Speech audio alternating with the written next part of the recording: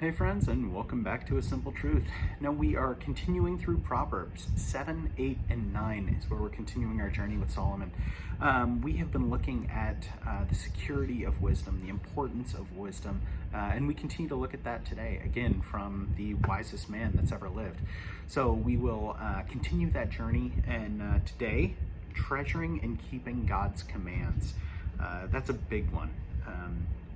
This talk of wisdom and where does wisdom come from, and that is seeking and knowing the Lord is what Solomon tells us. So we will continue to see that trend once again in Proverbs 7, 8, and 9. So we'll start with chapter 7.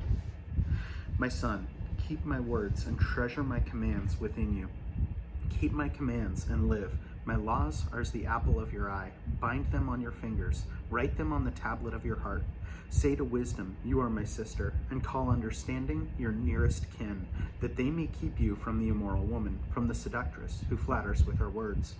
For at the window of my house I looked through my lattice, and saw among the simple, I perceived among the youths, a young man devoid of understanding, passing along the street near her corner.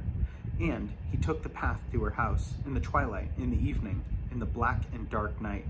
And there was a woman who met him with the attire of a harlot and a crafty heart. She was loud and rebellious. Her feet would not stay at home. At times she was outside, at times in the open square, lurking at every corner. So she caught him and kissed him. With an impudent face she said to him, I have peace offerings with me. Today I have paid my vows. So I came out to meet you, diligently to seek your face. And I have found you. I have spread my bed with tapestry, colored coverings with Egyptian linen. I have perfumed my bed with myrrh, aloes, and cinnamon. Come, let us take our fill of love until morning. Let us delight ourselves with love. For my husband is not at home, and he has gone on a long journey. He has taken a bag of money with him, and will come home on the appointed day. With her enticing speech, she caused him to yield. With flattering lips, she seduced him. Immediately he went after her, as an ox goes to the slaughter, or as a fool to the correction of the stocks, till an arrow struck his liver, as a bird hastens to the snare. He did not know it would cost his life. Now therefore, listen to me, my children. Pay attention to the words of my mouth. Do not let your heart turn aside to her ways. Do not stray into her paths, for she has cast down many wounded, and all who were slain by her were strong men. Her house is the way to hell, descending into the chambers of death. Chapter 8. Does not wisdom cry out, and understanding lift up her voice? She takes her stand on the top of the high hill, beside the way where the paths meet. She cries out by the city gates, at the entry of the city, at the entrance of the doors. To you, O men, I call, and my voice is to the sons of men. O you simple ones, understand prudence, and you fools, be of an understanding heart. Listen, for I speak of excellent things, and from the opening of my lips will come right things. For my mouth will speak truth. Wickedness is an abomination to my lips. All the words of my mouth are with righteousness. Nothing crooked or perverse is in them. They are all plain to him who understands, and right to those who find knowledge. Receive my instruction, and not silver, and knowledge rather than choice gold. For wisdom is better than rubies, and all the things the one may desire cannot compare with her. I, wisdom, dwell with prudence, and find out knowledge and discretion. The fear of the Lord is to hate evil, pride and arrogance, and the evil way, and the perverse mouth I hate. Counsel is mine, and sound wisdom. I am understanding. I have strength. By me kings reign, and rulers decree justice. By me princes rule, and nobles and all the judges of the earth. I love those who love me, and those who seek me diligently will find me. Riches and honor are with me, enduring riches and righteousness. My fruit is better than gold, yes, than fine gold, and my revenue than choice silver. I traverse the way of righteousness in the midst of the paths of justice, that I may cause those who love me to inherit wealth, that I may fill their treasuries. The Lord possessed me at the beginning of his way. Before his works of old, I have been established from everlasting. From the beginning, before there was ever an earth. When there were no depths, I was brought forth. When there were no fountains abounding with water. Before the mountains were settled, before the hills, I was brought forth. While as yet he has not made the earth or the fields or the primal dust of the world. When he prepared the heavens, I was there. When he drew a circle on the face of the deep. When he established the clouds above. When he strengthened the fountains of the deep. When he assigned to the sea its limit, so that the waters would not transgress his command. When he marked out the foundations of the earth. When I was beside him as a master craftsman, and I was daily his delight, rejoicing always before him, rejoicing in the inhabited world, and my delight was with the sons of men. Now, therefore, listen to me, my children, for blessed are those who keep my ways. Hear instruction and be wise, and do not disdain it.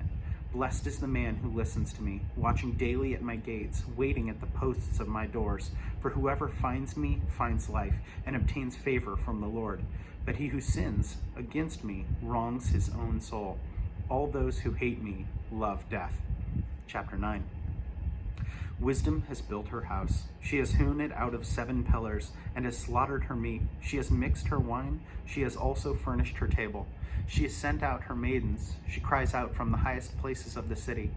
Whoever is simple, let him turn here. As for him who lacks understanding, she says to him, Come, eat my bread and drink of the wine I've mixed. Forsake foolishness and live, and go in the way of understanding. He who corrects a scoffer gets shame for himself, and he who rebukes a wicked man only harms himself. Do not correct a scoffer, lest he hate you. Rebuke a wise man, and he will love you. Give instruction to a wise man, and he will still be wiser.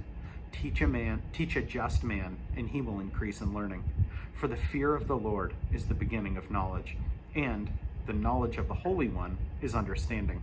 For by me your days will be multiplied, and years of your life will be added to you. If you are wise for yourself, and if you scoff, you will bear it alone.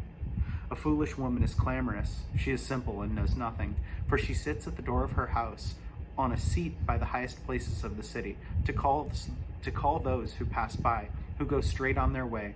Whoever is simple, let him turn there. As for him who lacks understanding, she says to him, Stolen water is sweet, and bread eaten in secret is pleasant. But he does not know that the dead are there, that her guests are in the depths of hell. Yeah, that's definitely heavy stuff and a great call for wisdom. And that's been my prayer lately, and I know I've mentioned that here on these videos, is that movement towards wisdom, and what does that look like? And I love how Solomon tells us the fear of the Lord is the beginning of wisdom, because that's something that I very much need. And I think a lot of that value comes directly through God's word. So how do you get that wisdom? How do you pursue it? And I think for me, it's just been time in the word. More time I spend in the word, the more I get out of it. And the fact that you're here, hopefully that means the same, that you are pursuing that wisdom. Again, not of me. I am simply reading the words here. But yeah, pursuing that wisdom that comes from the knowledge and the fear, the holy respect of our God. So, as always, thanks so much for joining. Hope you have a great rest of your day. See ya.